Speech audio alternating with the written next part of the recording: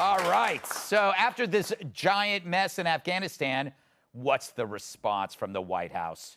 Boy, did we screw up, but look how we fixed it. And talk about fixed. This is a mess so screwed up it will have reverberations for many years, which means the person responsible probably won't see the end results. But still, the White House will say, look at this humanitarian feat of strength. It's more impressive than Joe protecting us from corn pop. But we got out 100,000 plus people before the deadline the Taliban wanted. Yeah, Spirit Airline has nothing on us. It's a weird contrast. On one hand, we're evacuating thousands of Afghans. On the other, we say the Taliban's changed. So why is everyone fleeing if they changed? So do we have anything to fear from the Taliban other than their fashion sense? They're new and improved, like an Apache helicopter we left behind. Sure, they just banned music and killed a folk singer. It's the terror version of Footloose. I guess the Taliban prefers their pleasing sounds to come from goats. So are things changing? Well, check out this anchorman reading the news. Their Taliban censors don't even bother to stand off camera. You can tell the anchor's really looking forward to a bright future under his new leaders. Here's a tip, buddy. Don't play any music. This ain't CNN where when you screw up, you get a vacation. Hey. But I'm not one to point fingers. Or am I? Greg points the fingers. Starring Fingers. Yes, it's time once again to point fingers. After all, that's why we have them. It's why humans are in charge instead of seals. They don't have fingers, Emily. They have fins. People say, Greg, it's too soon for that. That's what they said about the premiere of this show, and I didn't listen. But if we weren't calling out this BS, then who will? And think of all the great finger pointers in history. Some of our greatest coaches pointed fingers. Those are coaches. So did every member of the Four Tops. Your mom at the aquarium. Look, a whale, a whale. Every doctor about to do a prostate exam. Even the image is arousing. And let's not forget everyone's favorite alien. That's right, he pointed a finger. And what of Uncle Sam? A great finger pointer. And of course, the greatest finger pointer of all, God. So back to this mess. You only deserve credit if you do a thorough job of cleaning it up. But if you left hundreds of Americans behind, you didn't clean it up. It's like how a guy cleans up after an all-night poker game. You throw out the beer bottles and the pizza boxes and say, you're good. Now, you still got to get all those stains out of the rug before your wife gets home, or at least move the sofa over it. This isn't nitpicking. This is about American lives. And if you left them behind, you got to fix it. And maybe our government is and not telling us, fine. But consider the people in charge, the ones who have a history of snatching defeat from the jaws of victory. No one's blaming the troops who don't make the decisions and are in danger. We're blaming the politicians who made decisions and then went on vacation. Meanwhile, the White House and the media will redefine your outrage against Biden as directed against the military. If you're mad about the disastrous pullout, Joe pretends you're mad that we're ending a war. His entire speech was bait and switch. I love how he brags about the withdrawal while also blaming Trump. So it's a success unless it's a failure, and then that's on Trump. No, the decision made by Trump was pretty sound. It's Biden's follow-through that we're all pissed off about. And we aren't pissed at the military, except for generals pushing wokeness while saying the Taliban has no chance. We're upset with the administration who, like a drunk hiker lost in the woods, chose the worst possible path and put everyone at risk. Looking back, it takes a specific genius to make that many mistakes. It's like flipping a coin and getting heads 100 times in a row. How can you be that consistent? It's impossible for things to go wrong this perfectly, unless it was baked into the plan. You abandon an air base before evacuating Americans. You hand over a pile of weaponry to our enemies, making the Taliban better armed than the NRA. You have the president telling us everything would be fine, knock on wood. Yeah, knock on wood, only if you can find John Kerry's face. Talk about a drastic escalation in the use of knock on wood. Usually I save that for hoping the cafeteria still has soup. Then you see Afghans falling from planes. But hey, that was 5 days ago, remember that? So 100 times shorter than Russiagate. An amazing answer, one I wouldn't use when you're arrested or caught cheating on your spouse.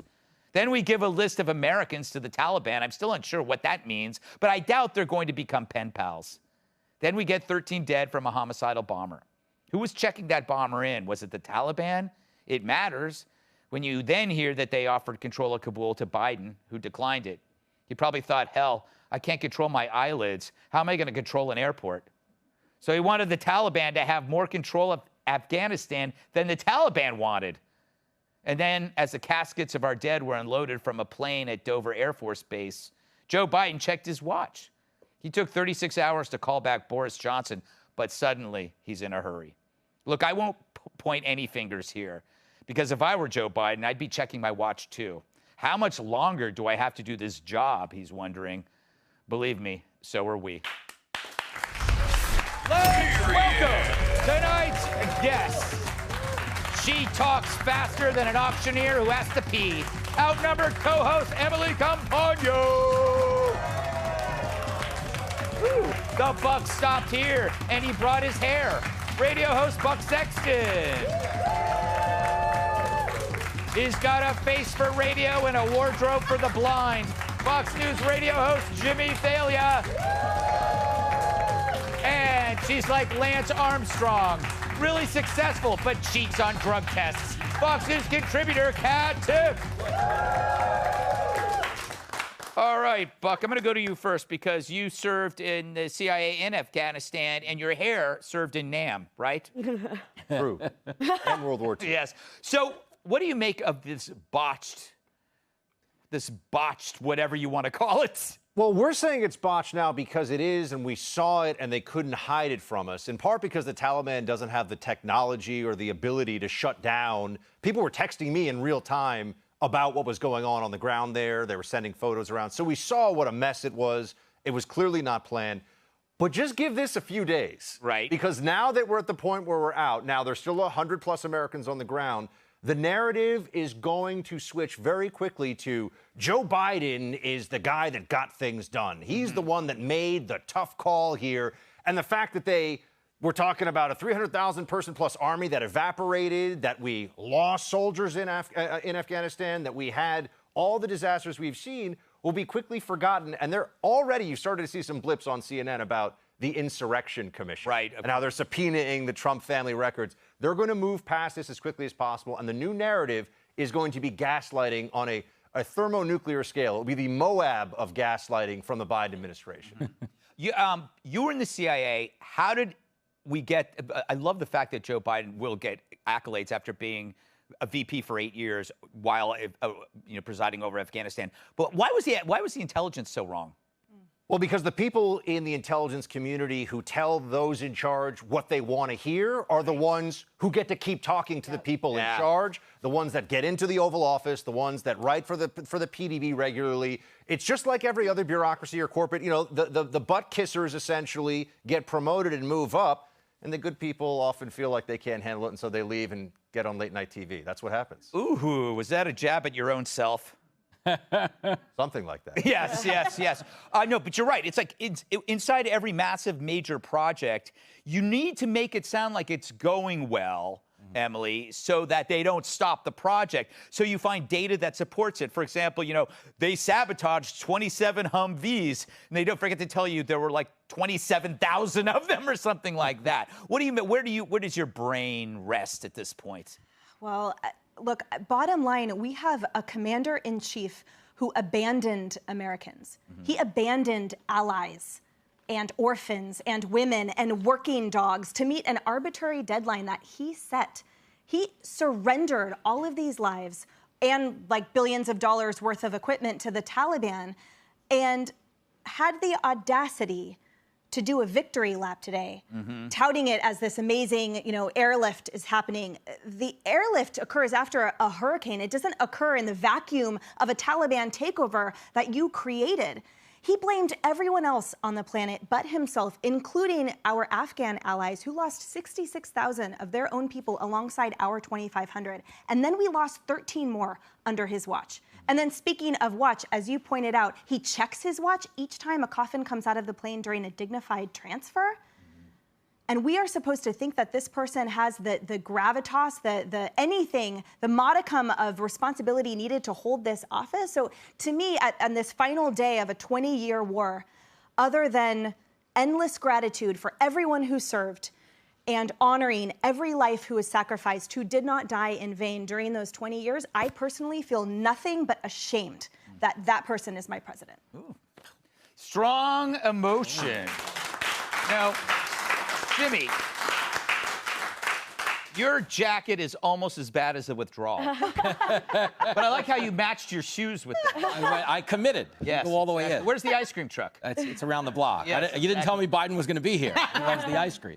There you go. I do feel on some level you guys are being a little harsh to Joe Biden. Okay. If you take like a 20,000-foot view of this, I mean, other than foreign policy, COVID, the border, inflation, gas prices, unity, race relations, the guy's doing a pretty good job. You know what I mean? Other than everything in the country, the guy's done a great job. No, this is embarrassing. And the brazen nature in which they lie to the public, it really does bother me, because on some level they're talking to us as if we'll forget, number one, which is pretty condescending, and number two, they're doing it with the assumption that the media is always going to be there for them. And we have learned that the media did try to create some distance between themselves and this, because it was horrific. But it didn't stop them from doing what they do. Like Jen Psaki gets out there every day. If Jen Psaki did press for the Titanic, she would blame the iceberg on climate change and tell you the evacuation went great. Yes. It's like everybody's fine, other than Leonardo DiCaprio. He's dead over there. Yeah, and there's no preconditions with the iceberg. No, you don't have to negotiate. We're in talks There's with no the deadline. iceberg right now. Good tag.